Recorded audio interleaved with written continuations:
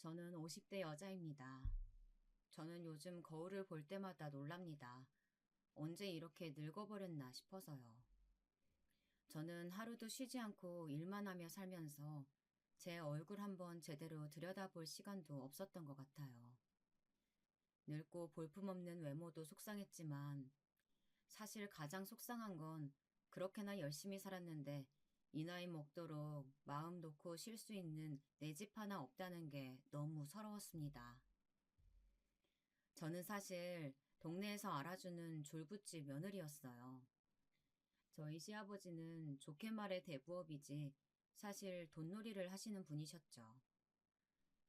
시장 사람들이나 농사 짓는 순진한 사람들을 상대로 돈을 빌려주고 고리대금을 받는 일을 아주 오랫동안 해오신 분이셨어요.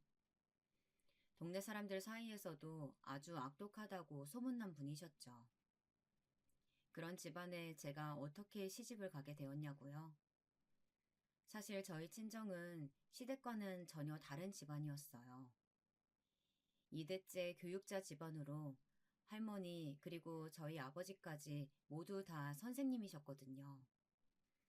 그런데 그런 집안에서 아무리 돈이 많다고 해도 순진한 동네 사람들한테 이자 장사나 하는 집안에 자식을 시집 보냈을까 싶지만 사실 저는 팔려온 거나 다름없었습니다. 지금 젊은 사람들은 상상도 할 수 없는 일이겠지만요. 제가 살던 시골에서는 그때까지만 해도 여자가 20살만 넘어도 시집 보내라고 이 집 저 집에서 중매가 들어왔어요. 저야 그래도 아버지께서 대학이라도 보내주셔서 졸업이라도 한 거였죠. 그런데 졸업하자마자 선도 아니고 지금 당장 식을 올리라고 할 줄은 몰랐습니다. 거기다가 제가 당장 시집을 가야 하는 이유가 얼마 전에 돌아가신 할아버지의 장례식에서 난리를 쳤었던 빚쟁이 때문이라고 하더라고요. 바로 몇 개월 전에 할아버지께서 갑자기 뇌출혈로 돌아가셨어요. 그런데 할아버지 장례식장에 대부업체 직원들이라는 사람들이 우르르 찾아왔습니다. 사실 말이 대부회사였지 이 동네 사람이라면 누구나 다 아는 유명한 깡패들이나 다름없었어요. 당신 아버지가 지금까지 빌린 이자가 얼만 줄 알아? 아버지가 빚을 졌으면 당연히 아들이 갚아야지. 지금 당장 조의금 받은 거 다 내놔. 안 그러면 학교 찾아가서 당신 아버지가 노름빛 산더미라는 거 소문내줄 테니까. 그때까지만 해도 저는 저의 미래에 대해 알지 못하고 무서워서 어머니 뒤에 숨어만 있었습니다. 그런데 알고 보니 할아버지께서는 가족들 모르게 오랫동안 노름을 하셨더라고요. 평생 농사만 지어오신 시골 할아버지가 노름빛을 졌으면 얼마나 졌겠나 싶었는데 이게 생각보다 어마어마하게 많았습니다. 꽤 오랜 시간 동안 노름을 하시면서 빌려온 돈은 이자에 이자가 붙어 상상도 하지 못할 만큼 늘어났더라고요. 아무리 그래도 빚 갚을 돈이 없어서 저더러 사채업자 집안에 시집가라는 소리가 말이 돼요? 할아버지 땅 있잖아요. 그거라도 다 팔아서 갚아요. 지금 생각해보면 말도 안 되는 일이었지만 그때는 충분히 가능한 혼사였습니다. 워낙 살기 힘든 시절이었거든요. 거기다가 제 밑으로 넷이나 되는 동생들이 있었어요. 할머니 연금에 아버지가 벌어오는 월급 가지고 간신히 먹고 살았죠. 그 와중에 저 대학까지 졸업시킨다고 아버지는 은행 빚까지 있으셨으니까요. 집안 상황이 좋지 않은 건 저도 잘 알고 있었습니다. 그래서 더는 고집 피울 수가 없었어요. 지금 당장 할아버지 빚이라도 해결이 돼야 아버지도 한시름 놓으실 테니까요. 제가 승낙을 하자마자 눈 깜짝할 사이에 결혼식 준비는 일사천리로 이루어졌습니다. 남편 얼굴은 결혼식 한 달 전 상견례 자리에서 처음 봤어요. 처음 남편을 만난 날을 저는 50이 넘은 지금까지도 생생하게 기억하고 있습니다. 너무도 충격적이었거든요. 식당 안에 남편이 들어오자마자 저희 부모님 두 분 다 제 눈을 똑바로 바라보지 못하셨어요. 왜냐면 제 남편 될 사람은 장애인이었거든요. 다리가 한쪽밖에 없었죠. 악덕하기로 유명한 삽채업자가 그 많은 빚까지 없애주며 장남을 결혼시키려고 한 이유가 바로 이거였던 거예요. 아들에게 피치 못할 장애가 있고 홍기는 꽉 찼으니 시아버지께서는 어떻게든 아들을 장가보내기 위해 마땅한 며느리감을 찾던 중 제 이야기를 듣고 적당하다 싶었던 겁니다. 역시 내가 사람 보는 눈이 있다니까. 사돈댁이 교육자 집안이라 그런지 며느리 될 아이가 차마니 아주 마음에 드네요. 거기다가 대학을 나와서 그런가 아주 지성이 온몸에 흐르네요. 여자가 대학물은 먹어서 뭐해요? 괜히 머리 좋으면 쓸데없이 돈만 많이 들고 말만 많지. 이 예편네가 사돈 떼분들 앞에서 못하는 말이 없어. 사돈, 기분 나빠하지 마세요. 이 사람이 무식해가지고 세상 돌아가는 걸 몰라서 하는 소리니까. 우리 애가 공부만 하던 애라 부족한 게 많습니다. 저희야말로 부족한 딸 잘 부탁드려요. 부족하기는요. 우리 집안에 대학물 먹은 사람이라고는 우리 며느리가 처음인데. 제가 알아서 아주 사모님처럼 떠받들어 모셔야죠. 딸 걱정은 하지 마시고 마음 푹 놓으세요, 사돈.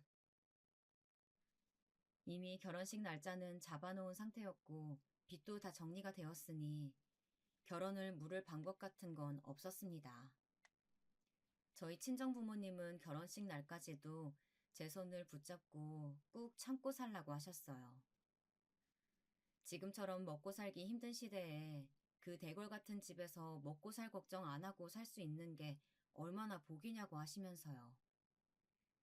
저는 결혼식 전날까지 펑펑 울었습니다. 시집 가기 싫어서요. 아무래도 만남이 만남이다 보니 처음부터 제가 돈에 팔려왔다고 생각했어요. 그래서 평생 장애인 남편 뒤지다거리만 하는 건 아닌가 걱정이 됐죠. 그런데 제 생각이 짧아도 너무 짧았습니다. 남편은 제가 생각한 것과는 달랐어요. 남편은 재주가 아주 많은 사람이었습니다. 남편은 시아버지의 회사에서 자선사업의 일환으로 운영하는 장애인 재단에서 이사장으로 일하고 있었어요. 저와 결혼하면서 시아버지께서 세금 문제로 저와 남편의 명의로 작은 건물을 매입하셨습니다. 그 건물은 사실 시아버지 이미지 세탁용이었기 때문에 남편은 사실상 할 일이 없었어요. 그러다 보니 남편과 저는 매일 함께 집에 있었습니다. 장모님께 들었는데 당신 어릴 때 울다가 카스테라만 보면 눈물을 뚝 그쳤다면서. 집에서 심심해서 내가 한번 만들어봤는데 먹어볼래? 카스테라를 집에서 만든다고요? 난 친구도 별로 없고 집에서 지낸 시간이 워낙 많아서 혼자 음식 만들면서 노는 걸 좋아했어. 카스테라뿐만 아니라 웬만한 건 다 만드니까 먹고 싶은 거 있으면 언제든지 얘기해. 지금이야 음식도 만들고 집안일 하는 남자들이 흔하디 흔해졌다지만 그 시대에는 그렇지가 않았습니다. 남편은 제가 결혼하기 싫어서 펑펑 울었던 게 미안해질 만큼 좋은 사람이었어요. 저희 부부는 결혼하고 난 이후 천천히 서로에 대해 알아갔습니다. 남편과 이런저런 옛날 이야기들을 하며 알게 됐는데 남편은 선천적으로 장애인은 아니었더라고요. 후천적으로 사고가 나서 장애인이 된 거였어요. 남편이 중학생 때 친구들과 산에 놀러 갔다가 미끄러운 돌을 밟고 산 아래로 떨어졌대요. 다행히 3일 만에 구조대가 왔지만 3일 동안 바위 사이에 끼었던 다리 부분이 괴사해서 수술을 할 수밖에 없었답니다. 그때 당시에는 절단밖에 방법이 없어서 오른쪽 무릎 아래를 모두 다 절단한 것이었죠. 저는 남편이 좋아질수록 앞으로 저의 결혼 생활은 문제가 없을 거라고 생각했습니다. 그런데 그게 아니더군요. 현실은 그렇게 녹록지 않았어요. 물론 결혼하기 전부터 저희 시댁이 문체가 많은 집이라는 건 알고 있었습니다. 그런데 이 정도인 줄은 몰랐어요. 남편이 일하는 장애인 재단이 생각보다 문제가 많더라고요. 시아버지께서 하시는 일이 워낙 욕을 많이 먹는 일이다 보니 이미지 세탁용으로 재단을 이용하고 계신 줄은 알았지만 문제는 그뿐만이 아니었어요. 아버지, 재단 돈 가지고 세금 세탁하시는 거 제발 그만 좀 하세요. 동네 사람들 등쳐먹는 것도 모자라서 저 같은 장애인들까지 이용하시는 거 양심에 안 찔리세요? 내가 찔리긴 왜 찔려? 이게 다 널 위해서 하는 거 아니냐? 네가 나 아니면 어디 가서 재단 이사장 자리에 앉아 보겠어? 저 이사장 자리에 앉고 싶다고 한 적 없어요. 어차피 제가 하는 일도 없잖아요. 이 동네 졸부들 재단에 기부한답시고 그 돈 받아서 세금 세탁해서 다시 돌려주려고 그렇게 저 이용하시는 거잖아요. 그 졸부들이 우리 뒤 다 봐주니까 우리도 안전하게 사업하는 거 몰라서 그래? 그게 다 상부상조라고. 하긴 너처럼 마음 약한 놈이 뭘 알겠어. 하기 싫으면 당장 그만둬라. 너 아니어도 이사장 자리에 앉고 싶어하는 사람 많다. 그래요. 매일 그 다리로 사진 찍히러 나가는 것도 힘들 텐데 그게 불만이면 나한테 넘겨. 난 아버지가 돈만 주시면 뭐든지 다 할 수 있으니까. 도련님은 밖에서 깡패들만 상대하시니까 재단 일을 너무 모르시네요. 형 정도로 인물도 좋고 머리도 좋으니까 그 자리에 있을 수 있는 거예요. 도련님은 감히 꿈도 못 꾸죠. 형수, 지금 말 다 했어요? 내가 다리 하나밖에 없는 형보다 뭐 못났다는 얘기예요? 어머, 내 얘기가 그렇게 들렸어요? 그럼 그게 맞나 보죠, 뭐. 애미 너, 지금 감히 내 아들한테 무슨 소리 하는 거야? 네가 똑똑하다고 오냐오냐 해줬더니 아주 기고만장해졌구나. 아, 다들 시끄러. 애미 말 틀린 거 없다. 작은 놈보다야 큰 놈이 그래도 머리 돌아가는 게 훨씬 낫지. 시어머니는 남편보다 언제나 도련님을 더 챙기시면서 편애했어요. 하지만 그래도 아버님께서는 매일 술이나 먹으러 다니고 욱하는 도련님을 신용하시지 않는 눈치였죠. 도련님은 남편과는 전혀 다른 스타일이었거든요.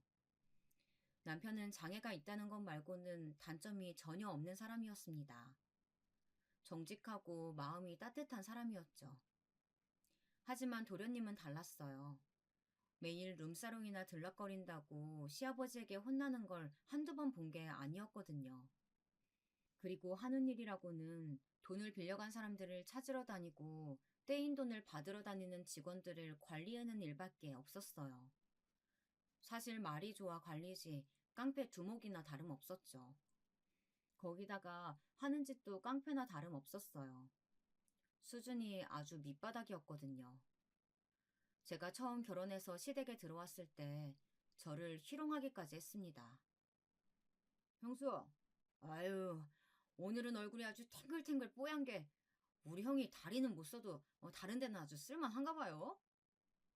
도련님, 아무리 배운 게 없어도 말 좀 가려서 하시죠. 한 번만 더 그런 식으로 얘기하시면 아버님께 말씀드릴 거예요. 아이고, 무서워라. 역시 우리 잘난 형수는 대학물 드셔서 그런가. 잔소리하는 것도 참 우아하세요. 나도 우리 형수처럼 고고하고 우아한 마누라랑 살고 싶네. 그게 어디 쉽겠어요? 똑똑한 마누라가 두루님이랑 말이 통하기가 쉽지 않을 텐데요. 뭐예요? 형수! 저번부터 자꾸 나 무시하는데 형수가 그럴 자격이 있어요?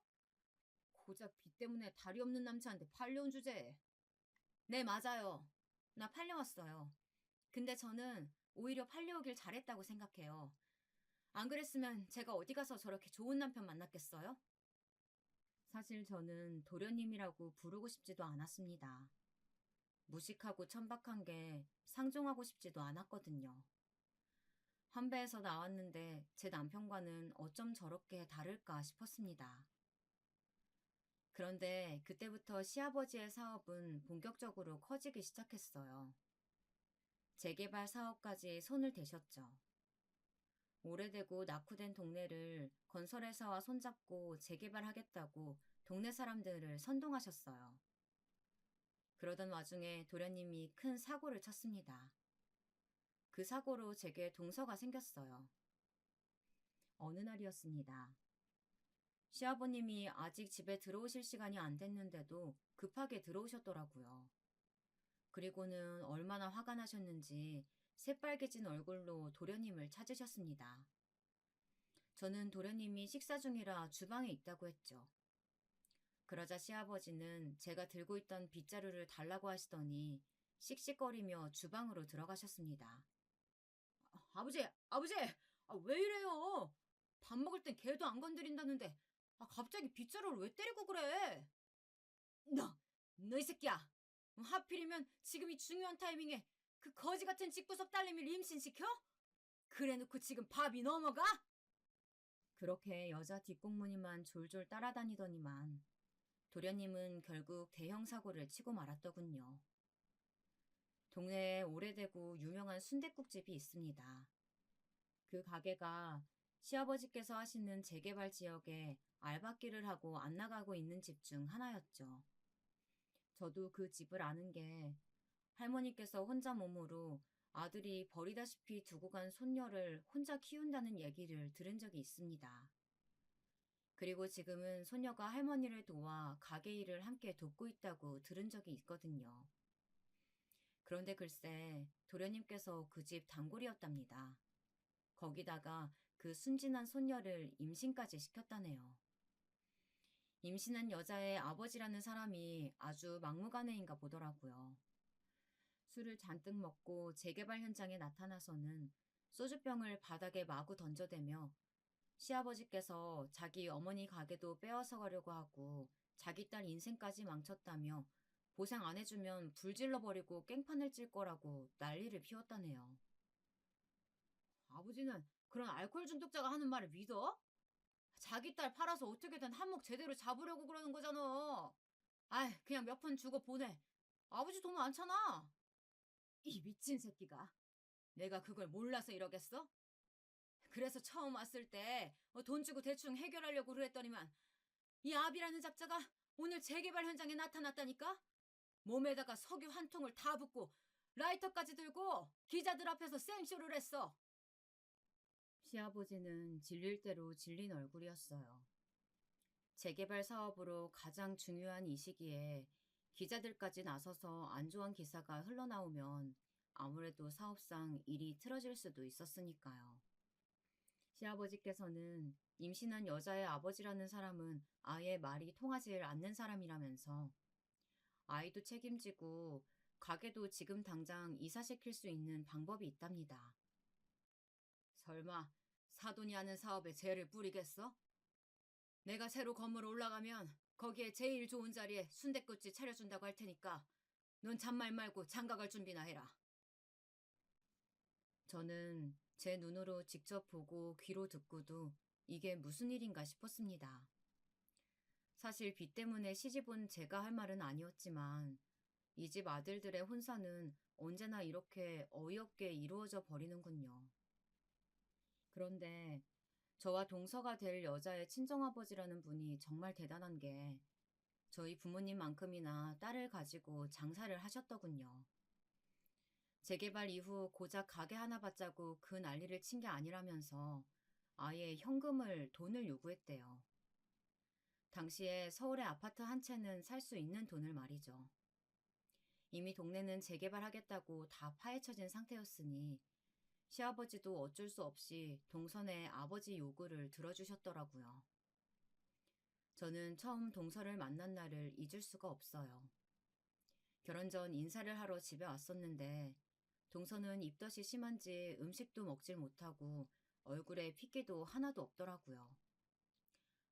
아까 식사할 때 보니까 아무것도 못 먹던데 이거 내가 무친 생채예요. 집에 가져가서 입맛 없을 때 밥에 쓱쓱 비벼 먹어요. 새콤해서 먹을만 할 거예요. 감사합니다. 너무 잘 먹을게요. 제가 낳은 자식도 아닌데 저는 동서가 너무 아까웠습니다. 어쩌다 저렇게 어여쁜 사람이 우리 도련님 같은 남자를 만났을까 싶어서요. 저는 동서를 만나기 전부터 이상하게 동질감이 들었습니다. 저도 모르게 둘 다 기구한 팔자라 우리가 닮았다고 생각했나 봐요. 그래도 저는 남편을 만나 나름 행복하게 잘 살고 있었으니 서방님도 이왕 일이 이렇게 된 거 동서와 정신 차리고 앞으로라도 잘 살기를 진심으로 바랬습니다. 그런데 역시나 사람은 변하질 않더군요. 서방님은 결혼식을 올리고 처자식이 생기고도 조금도 나아지질 않았어요. 오히려 더 망나니가 되어갔죠. 동서는 조카를 하루 종일 돌보느라 힘들 텐데도 매일 밤 집에 들어오지 않는 서방님을 기다리고 있었어요. 처음엔 저도 그러다 말겠지 싶어 신경 쓰지 않으려고 했습니다. 그런데 그날은 유독 날씨가 추운데 동서가 거실에서 서방님을 기다리다 잠들었는지 몸을 웅크리고 자고 있더라고요. 동서, 일어나 봐. 추운데 왜 여기서 자고 있어? 서방님 오늘 안 들어오실 것 같아. 피곤할 텐데 얼른 방에 들어가서 자. 형님, 이 사람 오늘도 안 들어오나 봐요. 그러니까 왜 들어오지도 않는 사람을 이렇게 힘들게 기다리고 있어? 동서도 매일 아기 보느라 피곤하잖아. 잠이라도 푹 자야지. 제가 이렇게라도 하면 남편이 제가 불쌍해서라도 좀 변할까 싶어서요. 저는 동서에 대해 아는 거라고는 없었지만 너무나 안쓰럽기만 했습니다. 서방님 같은 남자를 그래도 애 아빠라고 어떻게든 마음을 돌려서 잘 살아보려고 하는 마음이 기특하면서도 안타까웠어요. 그런데 그 순간 서방님이 집에 들어왔더라고요. 또 술 먹었어요? 이렇게 매일 취할 때까지 술 먹으면 어떡해요? 그러다 몸 다 버리겠어요. 뭐야? 너 지금 내 새끼 좀 낳아줬다고 마누라 노릇하는 거냐? 난 너네 마누라로 인정한 적 없어. 너희 아버지란 사람이 우리 아버지 사업에 재 뿌리려고 하니까 어쩔 수 없이 받아준 거지. 너 때문에 내가 지금까지도 아빠한테 얼마나 미움받는 줄 알아? 알았어요, 알았어. 다 내 잘못이에요. 이러다 어른들 깨시겠어요. 얼른 씻고 방에 들어가요. 아! 쿵. 그때였습니다. 서방님께서 팔을 붙잡는 동서를 밀어버렸어요. 어디 내 몸에 손을 대. 넌 그냥 내 눈에 띄지 말고 이 집에서 쥐죽은 듯이 살아. 아니다. 차라리 이 김에 네 애새끼 데리고 나가주면 더 좋고. 저런 게 어떻게 사람일까요? 자기 자식까지 낳아준 여자한테 저렇게 모진 말을 할 수 있을까 싶었습니다. 동서 괜찮아? 서방님, 지금 뭐 하시는 거예요? 아내를 이렇게 내동댕이 치는 사람이 어딨어요? 병수가 무슨 상관이에요? 오라, 둘 다 우리 집에 팔려온 팔자라 벌써 뭐 동맹이라도 맺으셨나? 암튼 앞으로는 둘 다 내 앞에서 얼쩡거리지 마요. 나 성질나면 내가 뭔 짓 할지 모르니까. 아이고, 무섭네, 무서워. 어디 하고 싶은 대로 해봐요. 밖에서 깡패짓 하고 다니는 사람이 집에서라고 다르겠어요? 형님, 그만하세요. 저 사람 형님한테까지 무슨 짓 할지 몰라요. 괜찮아. 어디 해볼 테면 해보라지. 원래 찌질하고 못난 놈들이 집에서 여자한테나 큰 소리 치는 거야. 뭐? 찌질? 내가 하라면 못할 줄 알아? 자꾸 그런 식으로 해요. 그렇게 계속 철딱서니 없이 굴면 내가 결혼하고도 버릇 못 고쳐서 아직도 룸사롱이나 드나든다고 시아버지한테 다 말씀드릴 거니까. 서방님은 그나마 제가 시아버님 얘기를 꺼내니 입을 꾹 다물고 나가버렸습니다. 그날 밤 동서는 제품에서 한참을 울다 잠들었어요. 저는 동서가 너무 안쓰러웠어요. 그런데 그날 밤 일은 시작에 불과했습니다. 서방님의 망나니 짓은 조카가 학교에 들어갈 정도로 컸는데도 더 나아질 기미라고는 없이 오히려 더 심해졌어요. 저도 그맘때는 딸아이를 키우느라 정신이 없어서 동서를 챙길 여유가 없었죠. 그런데 그 와중에 시아버지의 재개발 사업은 대성공을 거뒀습니다. 그 덕분에 서방님은 전보다 돈을 더 펑펑 쓰고 다니는 것 같더라고요. 딱 봐도 비싼 차에 요란한 옷들까지 아주 난리도 아니었습니다. 돈 쓰러 다니느라 바쁜지 언제부터는 아예 집에도 안 들어왔어요. 저와 동서는 어차피 들어와 봐야 진상만 떠는데 오히려 안 들어오는 게 낫다 싶었습니다. 그런데 진짜 문제는 그때부터였어요. 오랜만에 한 번씩 집에 들어오면 술에 진탕 취해 들어오는 날이 대부분이었거든요. 그리고 서방님 한 번씩 왔다 가면 동서 얼굴이 너무 안 좋았어요. 제가 걱정이 돼서 몇 번 동서에게 무슨 일 있냐고 물었었는데 그럴 때마다 동서는 별일 없다고 하더라고요. 그런데 제가 보기엔 동서가 아무래도 이상해서 주의 깊게 동서를 살펴봤습니다. 아무리 봐도 전과는 동서가 달랐거든요. 몸도 많이 마르고 밥도 잘 먹질 않았어요. 자신 스스로는 전혀 챙기지도 않고 오로지 조카를 돌보는 일에만 신경 쓰더라고요. 어느 날이었습니다. 동서가 설거지하는데 팔뚝에 퍼런 멍이 보이더라고요. 분명 누군가 세게 손으로 잡은 자국이었어요. 저는 곧바로 동서에게 물었어요. 누가 이랬냐고요. 그런데 동서는 처음엔 아무 일 아니라고 잡아댔습니다. 저도 더는 모른 척할 수가 없었어요. 집에 자주 들어오지도 않는 서방님이 왔다 갈 때마다 조금씩 늘어나는 상처를 눈 감아줄 수는 없었습니다. 설거지하던 동서를 앉혀놓고 저는 집요하게 물었습니다. 그러자 결국 동서도 힘겹게 입술을 떼더군요. 여자가 생겼다고 이혼해달래요. 나도 자기랑 살기 싫으면서 참지 말고 그냥 이혼 좀 해달라고 사정을 하더라고요. 동서, 내가 이런 말 하면 안 되지만 어차피 지금까지도 남남처럼 살았는데 그냥 이혼해주고 위자료라도 받아서 편하게 살아. 저라고 저런 인간하고 살고 싶겠어요? 그런데 그 인간이 합의 이혼해달래요. 저희 아버지한테 뜯긴 돈만 수억이라 시아버지께서 절대 저한테는 위자료는 뭐니 한 푼도 못 준다고 하셨대요. 겪으면 겪을수록 대단한 집구석이었습니다. 서방님도 서방님이었지만 시아버지라는 분은 더 대단하신 분이었어요. 서방님과 동서가 결혼할 당시 동서 아버지가 가져간 돈이 아까워서 시아버님은 서방님을 이혼시켜주지 않는 거였어요. 동서에게 줄 위자료가 아까워서요. 그래서 서방님은 동서에게 합의 이혼을 하자고 난리를 치는 거였습니다. 그날은 조카와 딸아이를 일찌감치 재우고 저와 동서는 함께 꽃게탕에 소주를 한잔 했습니다. 서방님 때문에 속상해도 언제나 나쁜 소리 한 번 안 하고 하소연 한 번 제대로 하지 못하는 동서가 답답하고 안쓰러워서요. 술에 취해서라도 욕이라도 한 번 하라고 했죠. 그런데도 착하기만 한 동서는 웃기만 할 뿐 아무 말도 하지 않았습니다. 그런데 그때였습니다. 또 술에 취해 들어온 서방님이 갑자기 동서를 데리고 방으로 끌고 들어가려고 하더라고요. 저는 놀라서 동서 팔을 붙잡으며 따라 들어가려고 했어요. 그런데 동서는 오히려 제게 괜찮다며 들어가 주무시라고 하더라고요. 저는 잠이 오질 않았습니다. 분명 서방님의 태도가 평소와는 좀 달라 보였거든요. 눈이 완전 돌아 있었어요. 그래서 동서방에 가서 노크했습니다. 괜찮은가 해서요. 그런데 안에서는 아무 소리도 안 들리고 문도 잠겨 있었습니다. 저는 안 되겠다 싶어서 곧바로 시아버지 방에 달려가 도움을 청했어요. 아무래도 동서가 걱정된다고요. 너 지금 제정신이니? 쥐 남편이 마누라 데리고 방에 들어가서 문을 잠갔는데 그게 뭐가 문제라고?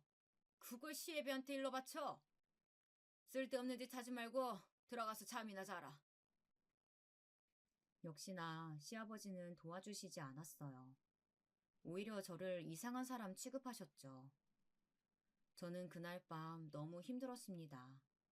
제가 동서를 도울 수 없다는 사실이 너무 힘들었어요. 그런데 다음 날 아침 식사 준비 자리에 나타난 동서 얼굴에는 역시나 전날 없었던 새파란 멍이 들어 있었습니다. 이게 뭐야? 서방님이 때렸어? 아니에요. 제가 자다가 굴러다녔는지 벽에다 박았어요. 동서, 왜 그래? 그걸 말이라고 해? 왜 나한테까지 거짓말을 해? 사실대로 말해. 서방님이 그런 거지? 안 되겠다. 이리 와. 저는 그 길로 시아버지와 시어머니 앞에 동서를 데리고 갔습니다.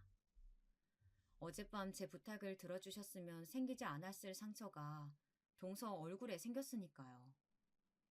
그리고 다시 한번 시아버지에게 부탁했어요. 제발 서방님을 좀 말려달라고요. 그런데 돌아온 대답은 처참하기만 했습니다. 마누라가 얼마나 말을 안 듣고 잘못했으면 남편이 때렸겠어. 그래, 내가 언젠가 그럴 줄 알았어.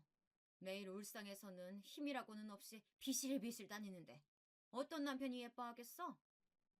어머니, 동서 얼굴을 보고도 그런 소리가 나오세요? 애들도 생각하셔야죠. 애들이 뭘 보고 배우겠어요? 뭘 보고 배우긴 뭘 보고 배워? 가장 말을 잘 들어야겠다 라고 배우겠지. 서방님을 보면서 어디서 저런 무식하고 몰상식한 놈이 나왔나 했더니만 시아버지 시어머니를 아주 절묘하게 섞어놓은 것이었어요. 오히려 저희 남편이 돌연변이라고 하는 편이 낫겠다 싶었죠.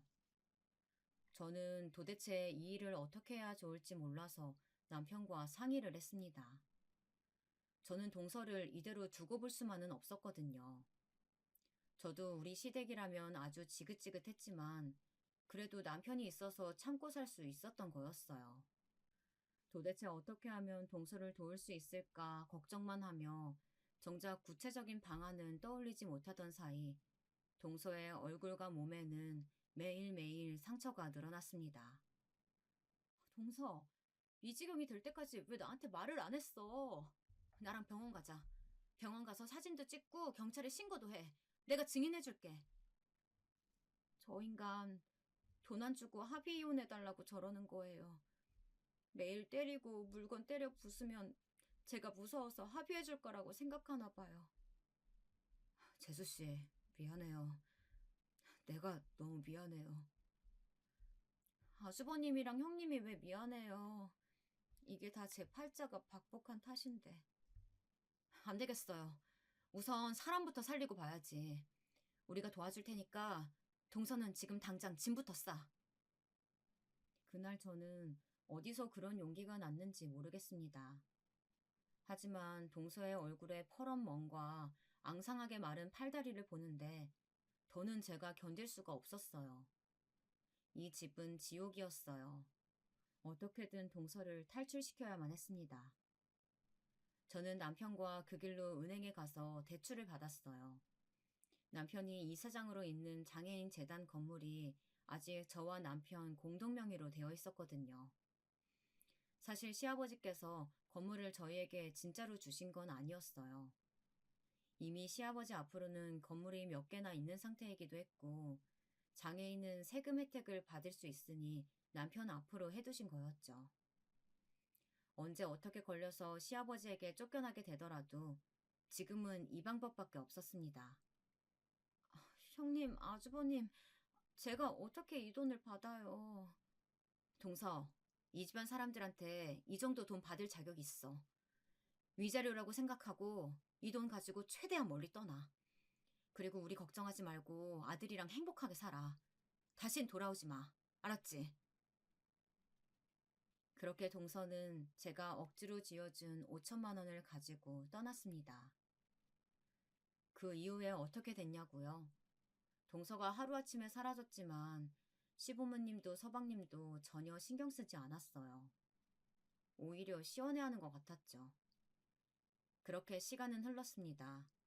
지난 몇 년 동안 한 번도 건물에 대해 이야기하지 않으시던 시아버님께서 갑자기 그 건물을 팔고 다른 곳에 투자하신다면서 저희에게 은행에 가야 한다고 하시더라고요. 그래서 할 수 없이 저희는 대출받았었다는 사실을 솔직하게 이실직고했습니다. 그날 집안은 발칵 뒤집어져 버렸죠. 이것들이 순진한 척하더니만 감히 내 뒤에서 일을 꾸며? 너네 그 돈 어디다 썼는지 빨리 말해! 시아버지는 화가 나서 난리가 나셨어요. 대출받은 돈을 어디다 썼는지 빨리 말하라고 하셨죠. 사실대로 말할 수는 없었습니다. 저는 차라리 제가 미움받는 길을 선택하기로 했습니다. 저희가 동서에게 그 돈을 준 걸 알면 시아버지는 아마 지구 끝까지라도 동서를 찾으러 가셨을 테니까요. 아버님, 사실은 제 동생 장가 보낼 때 제가 좀 도와줬어요. 미리 말씀 못 드려서 죄송해요. 으이그, 이래서 없는 집이랑은 사돈 맺는 게 아닌데 너희 친정은 도대체 선생이라고 잘난 척만 할 줄 알지? 어쩜 없어도 그렇게 없니? 아무리 그래도 나한테 말은 했어야지. 그렇게 큰 돈을 나랑 상의도 없이 너네 마음대로 써? 네가 아주 간이 배 밖으로 튀어나왔구나. 제가 생각이 짧았습니다. 죄송해요. 그 일로 저는 아주 된통 미움을 샀습니다. 제게 한 번도 뭐라고 하신 적 없던 시아버지께서 그 일로 저를 아주 대놓고 미워하셨어요. 어느 날은 빨래를 가지고 또 어느 날은 청소를 가지고 사사건건 화를 내셨죠. 그러더니만 결국은 제 앞에서 상까지 엎어버리시더군요. 아침상이 이게 뭐야? 너는 집에서 살림만 하는 애가 아침상을 이렇게밖에 못 차려? 이딴 거 먹고 시아버지더러 일하러 나가라는 거냐? 밥도 못 차려 아들도 못 낳아. 너 이따위로 할 거면 우리 집에서 나가. 아버지, 제발 그만 좀 하세요. 정말 창피해서 살 수가 없어요. 다 큰 소녀도 있는 앞에서 부끄럽지도 않으세요? 뭐야? 지금까지 내가 번 돈으로 먹고 놀기만 하던 놈이 감히 마누라 때문에 아버지한테 큰 소리를 내? 이 괘씸한 놈. 꼴도 보기 싫으니까 다 나가라. 네, 나가드리죠. 저도 더는 아버지랑 한 집에서 못 살겠어요. 뭐야? 할 줄 아는 거라고는 없이 밥만 축내는 병신 새끼가 어디서 감히 아비한테 큰 소리야? 나가. 당장 나가라고! 네. 병신 아들은 평생 꺼져드릴 테니까 지금처럼 건강하게 사세요. 그리고 마지막으로 딱 한 가지만 말씀드리자면 아버지는 그렇게 사시다가 평생 곁에 아무도 남아있지 않을 거예요. 결국 저와 남편 그리고 딸아이까지 그 지옥 같았던 집에서 뛰쳐나왔습니다. 미안해. 이게 다 나 때문이야. 지금이라도 다시 집에 돌아갈까? 혹시 모르잖아. 아버지께서 다시 받아주실지.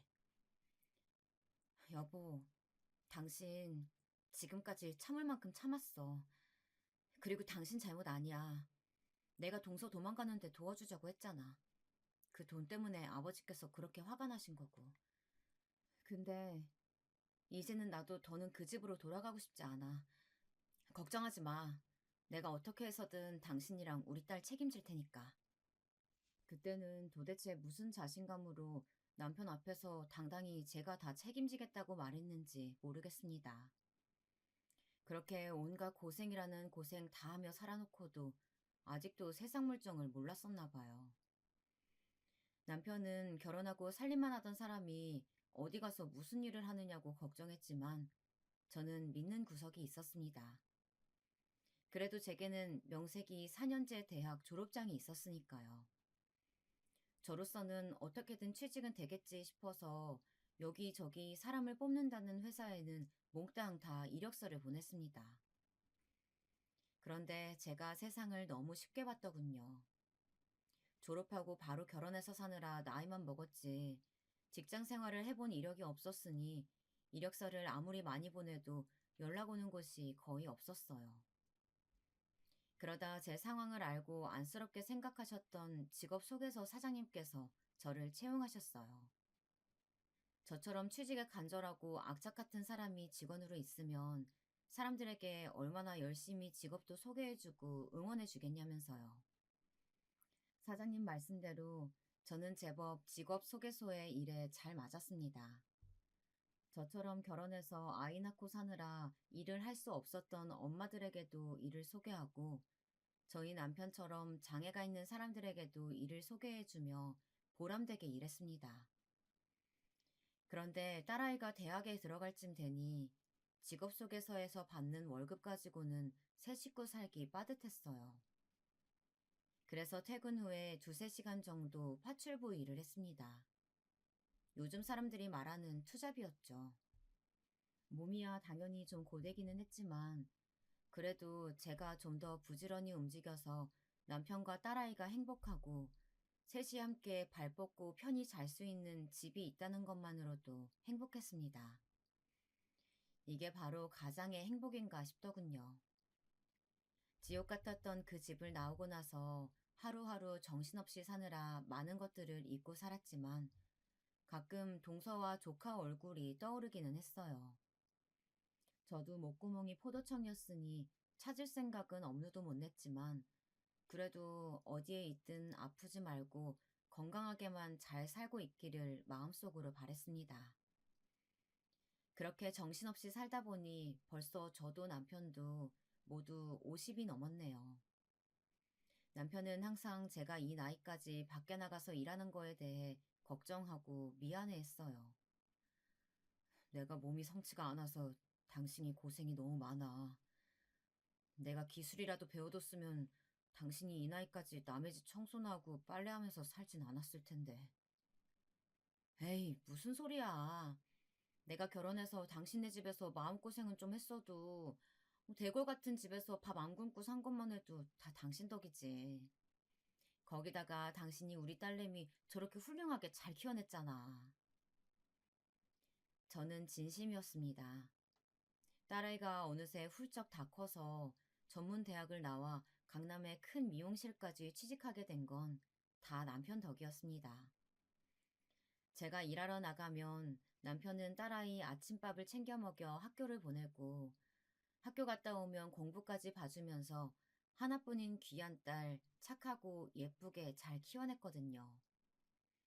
사실 저는 쉬지 않고 일한 거 말고는 딸에게 너무 해준 게 없었어요. 그러던 어느 날이었습니다. 그날은 제 생일이었어요. 남편은 아침부터 설레발을 치며 저녁에 미역국이랑 제가 제일 좋아하는 남편표 갈비찜을 해놓을 테니 일찍 들어오라고 신신당부를 하더라고요.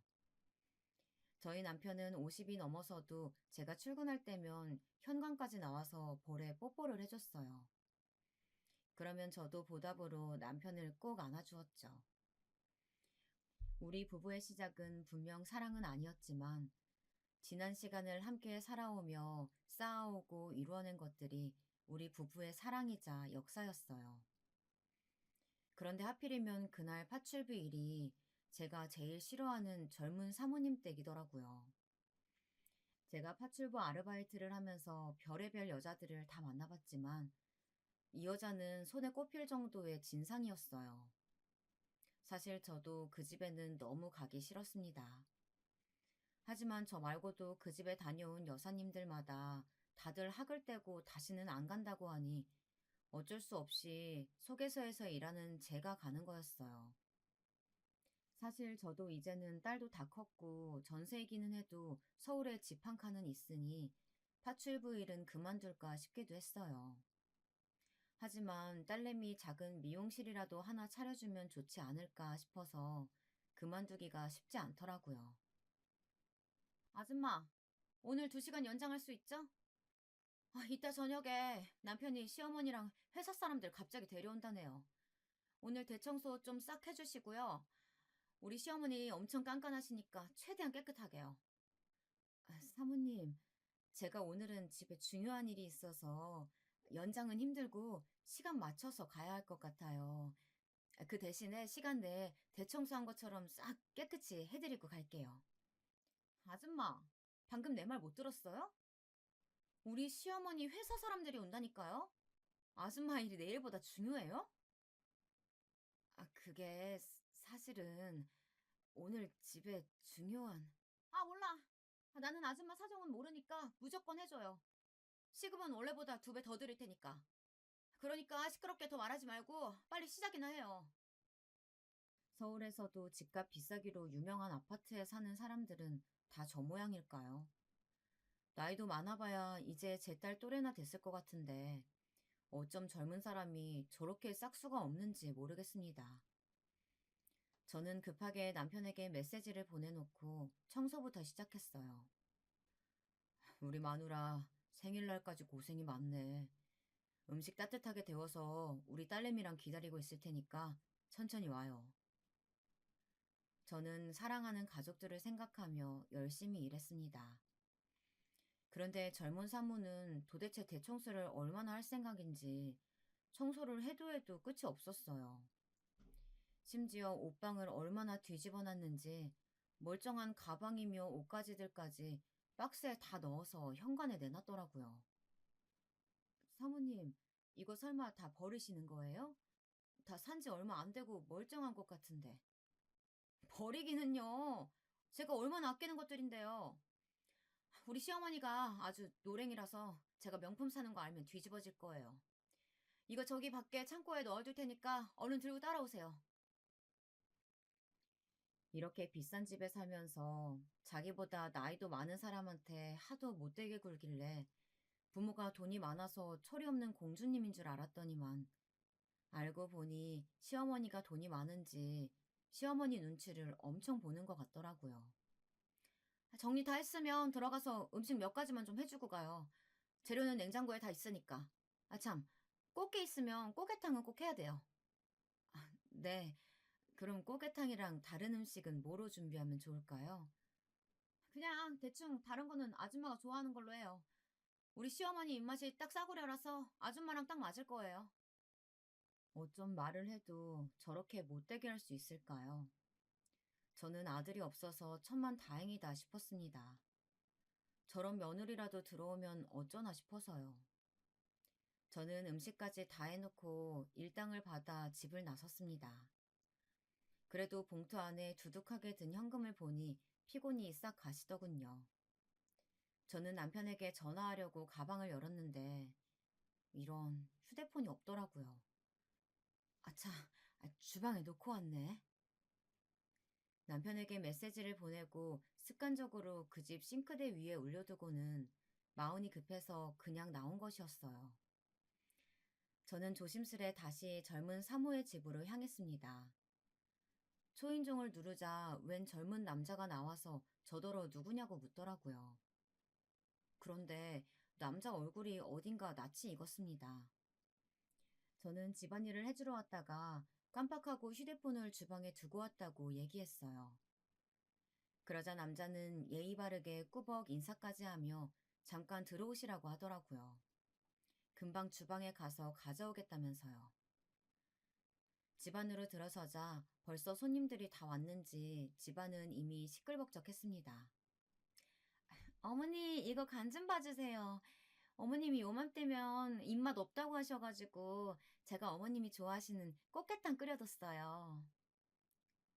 어머, 이거 정말 네가 끓였니? 이 꽃게탕 내가 예전에 먹던 거랑 맛이 너무 똑같아.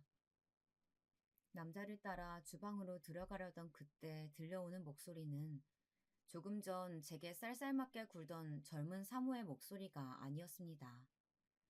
시어머니가 오셨는지 목소리가 달라져 있더라고요. 거기다가 내가 끓여놓은 꽃게탕을 마치 지가 끓인 것처럼 굴면서 가식을 떨고 있었어요. 그때였습니다. 저는 주방 앞에 서 있었는데 젊은 사모가 제 휴대폰을 들고 나와서 저를 보자마자 눈을 흘기더니 밖으로 빨리 나와보라고 말하더군요. 저는 심상치 않은 분위기에 무슨 일인가 싶었습니다. 아줌마, 갑자기 다시 오면 어떡해요? 꽃게탕 내가 끓인 거라고 시어머니한테 얘기 다 해놨는데. 아이고, 죄송해요. 제가 정신이 없이 나가는 바람에 휴대폰을 두고 나가서요. 다음부터는 이런 실수 절대 안 할게요. 다음? 아줌마, 실수에 다음이 어딨어요? 아줌마 때문에 다 망치게 생겼으니까 오늘 일한 거 다 토해내고 가요. 사모님, 아무리 그래도 오늘 일한 걸 토해내라뇨. 제가 그 정도 실수를 한 것 같지는 않은데요. 뭐요?